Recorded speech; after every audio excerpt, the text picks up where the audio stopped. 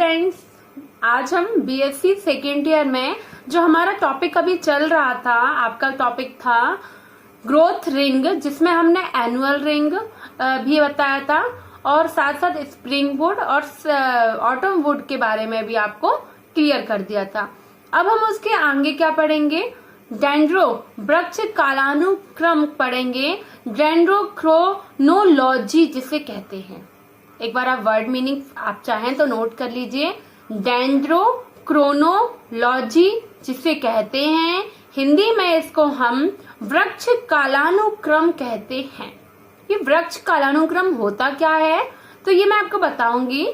जिसमें आपने जैसे वार्षिक वलय पढ़ा था, वार्षिक वलय में आपने ध्यान होगा कि मैंने ये बताया था पूरे वर्ष में जब उसमें कैम्बियम में विभाजन होता था और जाइलम और फ्लोएम में विभाजन के थे, जैसे सेकेंडरी जाइलम से टर्सरी, ऐसी जो रिंग बन रही थी हर पूरे वर्ष भर में, जो रिंग और वलय बन रही थी, उसकी लेयर्स बन रही थी, जिससे एक मोटाई में वृद्धि हो रही थी।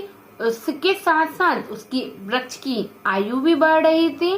तो यही उसकी आयु का बढ़ना वृक्ष कालानुक्रम कहलाता है। ग्रोथ रिंग के साथ वलयों के साथ बढ़ना, वो वृक्ष की आयु का अनुपान हम इससे लगा लेते हैं। ठीक है, तो मैं आपको लैंग्वेज कैसी लिखनी है मैं उसके अकॉर्डिंग बता रही हूँ। अब आपको प्रत्येक वार्षिक वलय एक वर्ष की वृद्धि प्रदर्शित करती है। तो प्रत्येक वर्ष में एक वार्षिक वलय एक वर्ष की वृद्धि प्रदर्शित करती है। वार्षिक वलय में एक ही वर्ष की तो लेंगे वृद्धि अपन की, एक वर्ष में कितनी वृद्धि हुई, और इन वलयों के अनुसार किसी पादप की आयु की गणना कर सकते हैं कि पादप हर वर्ष में कितनी उसने ग्रोथ करी, तो हम उसकी एज निकाल लेते हैं, प्लांट कितने वर्ष पुराना है। ठीक है, वार्षिक वलयों की गणना करके किसी वृक्ष की आयु निर्धारित करना वृक्ष कालानुक्रम कहलाता है।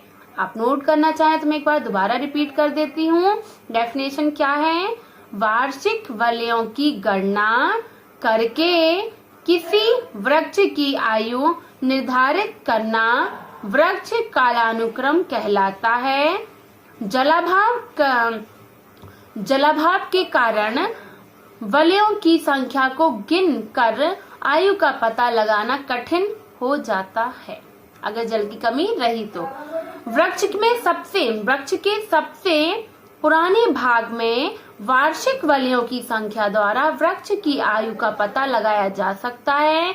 कुछ काष्ठीय वृक्षों जैसे टिलिया, अमलताश, टेमेरिक्स, सीसम, दयोका की वाहिनिकाएं वसंत दारू में बताया था, स्प्रिंग टाइम पे अगर विभाजन होता था तो वो स्प्रिंग वुड कहलाती थी, तो वसंत दारू को स्प्रिंग वुड कहते हैं।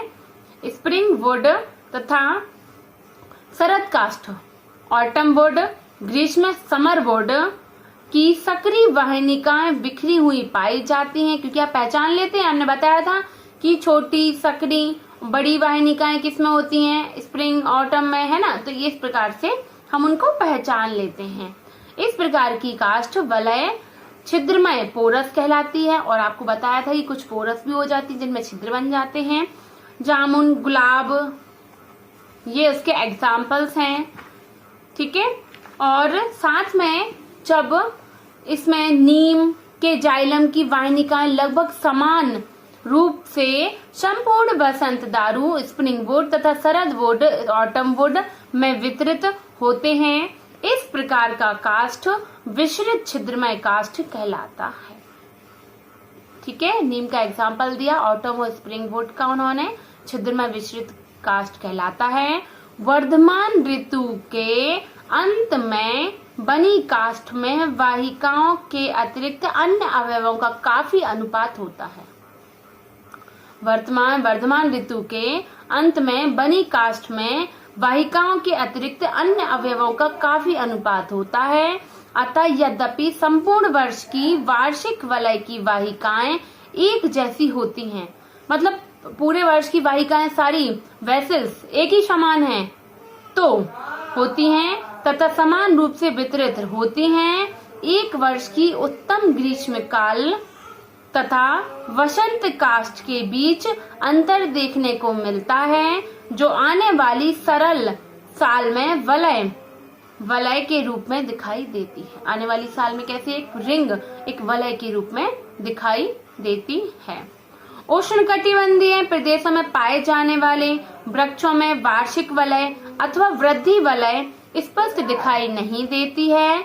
इनमें वृद्धि वलयों की संख्या वृक्ष की आयु के अनुसार नहीं होती, अतः यह वलय वृद्धि चिन्ह कहलाते हैं। ये वलय जो क्या है, वृद्धि के एक प्रकार से चिन्ह के रूप में काम कर रहे हैं, क्योंकि अलग अलग शेप और साइज के हैं, इसीलिए वृद्धि वलय हम कह सकते हैं।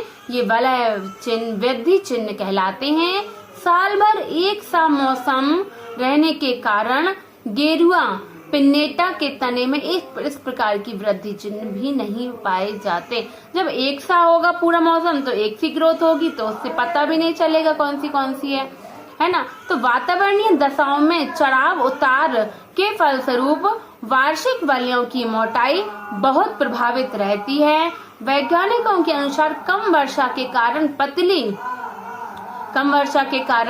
क्या होता है, पतली बन जाती हैं लेयर्स, ठीक है, और अधिक पतली वार्षिक वलय बनती है, और अधिक वर्षा होने पर यह वृद्धि वलय मोटी हो जाती है। कभी कभी आवरण में वातावरण में स्थायी परिवर्तन वृक्षों की कटाई अथवा पानी के बह जाने के कारण आ जाते हैं। ऐसी दशा में ऐसे परिवर्तन से पूर्व या पश्चात ये बहुत स्पष्ट एवं आकर्षक होते हैं, जिससे उस वर्ष का पता लगाया जा सकता है जिसमें यह परिवर्तन हुए हैं। ठीक है, जैसे जिस वर्ष में ये परिवर्तन हुए हैं हम उसका भी ये पता लगा सकते हैं कि कौन से वर्ष किस प्रकार का मौसम रहा हुआ कि जिसके कारण इसकी वृद्धि में इस प्रकार की छिद्रमय या फिर उसमें कोई ना कोई परिवर्तन हमें दिखाई देते हैं। तो इससे भी आप उसका पता लगा सकते हैं। कैम्बियम की ऋतुनिष्ठ सक्रियता का वितरण बाह्य प्रभावों के कारण होता है, जिसे अक्षोन्मुख जलवायवीय दशा या जलाभाव, पतझड़ एवं रोग आदि ऐसी अवस्था में काष्ठ का सामान्य विकास अवरुद्ध हो जाता है तथा वृद्धि उसी ऋतु के कुछ समय के बाद पुनः होने लगती है, जिसके फलस्वरूप अतिरिक्त स्तर बनने लगते हैं, जिन्हें असत्य वार्षिक वलय कहते हैं। ये सत्य वार्षिक वलय नहीं कहलाएंगे, ये कौन से, असत्य वार्षिक वलय कहलाते हैं। इस प्रकार से एक वर्ष में एक अथवा दो असत्य वलय बनती हैं और ये सभी वलय बहुवर्षीय वलय कहलाती हैं। ठीक है, तो आई होप आपको क्लियर होगा कि वार्षिक वलय क्या है, ठीक है, और कालानुक्रम क्या है, मैंने आपको यहाँ क्लियर कर दिया। Thank you.